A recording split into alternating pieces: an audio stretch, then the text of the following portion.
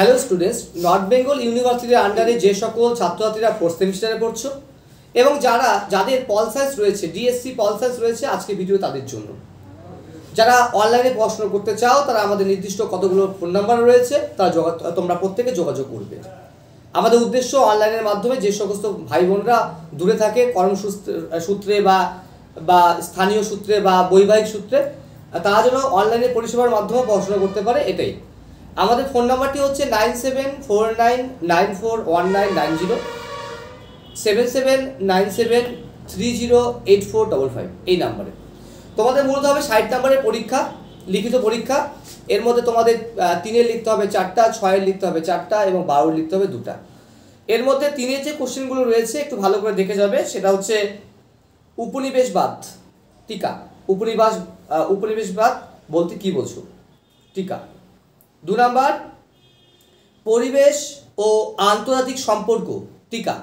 পরিবেশ ও আন্তর্জাতিক সম্পর্ক। 3 নাম্বার জাতীয় স্বার্থ সম্পর্কে মর্গেনথাউ এর মতবাদ লেখো। 4 নাম্বার প্রশ্ন, টিকা লিখো MTCR। 5 নাম্বার FMCT কি? 6 নাম্বার বহুত্ববাদ সম্পর্কে লেখো। পরের নম্বর পঞ্চশীল টিকা। পরের নম্বর স্বেচ্ছা নিরস্ত্রীকরণ। পরের নম্বর অনুধাবন পদ্ধতি, ঠিক আছে। অনুধাবন পদ্ধতি বলতে কি বোঝো? পরীক্ষায় 3-এর এই কোশ্চেনগুলো খুবই কমন রয়েছে। এবার 6-এর যে প্রশ্নগুলো রয়েছে বা 12-এর প্রশ্নগুলো একবারে বলছি, খুব ভালো করে পড়বে। এখান থেকে প্রশ্নগুলো 100% কমন পড়বে। সেটা হচ্ছে 1 নাম্বার আন্তর্জাতিক সম্পর্কের সংজ্ঞা দাও, এর প্রকৃতি ও পরিধি আলোচনা করো।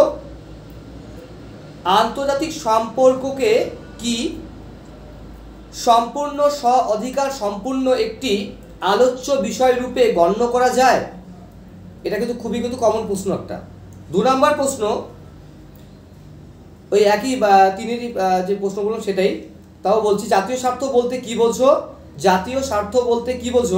জাতীয় স্বার্থ সম্পর্কে মর্গেনথাউ-এর মতামত বা অভিমত আলোচনা করো, খুবই কমন রয়েছে। পরের প্রশ্ন, কূটনীতি বলতে কি বোঝো? এর বৈশিষ্ট্যগুলি লেখো। ঠিক আছে, এবং এর উদ্দেশ্য কার্যাবলী সম্পর্কে আলোচনা করো। পরের প্রশ্ন, তৃতীয় বিশ্বের ওপর বিশ্বায়নের প্রভাব আলোচনা করো।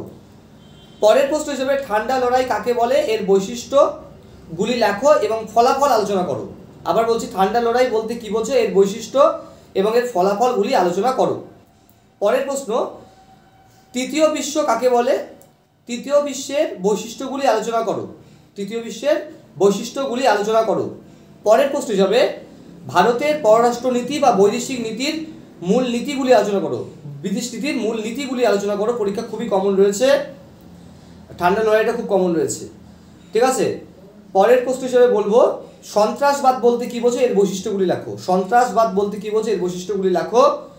লাস্ট প্রশ্ন, পারমাণবিক অস্ত্র অপসারণ চুক্তি অর্থাৎ NPT কাকে বলে?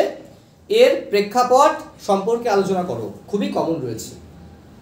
এই হলো প্রত্যেকটা সাবজেক্ট আমরা সাজেশনগুলো ধাপে ধাপে নিয়ে আসবো আমরা। তোমরা অপেক্ষা করো এবং চ্যানেলটি দেখো। প্রত্যেকে ভালো থাকো, সুস্থ থাকো এবং চ্যানেলটি প্রত্যেকের মধ্যে ছড়িয়ে দাও। ধন্যবাদ।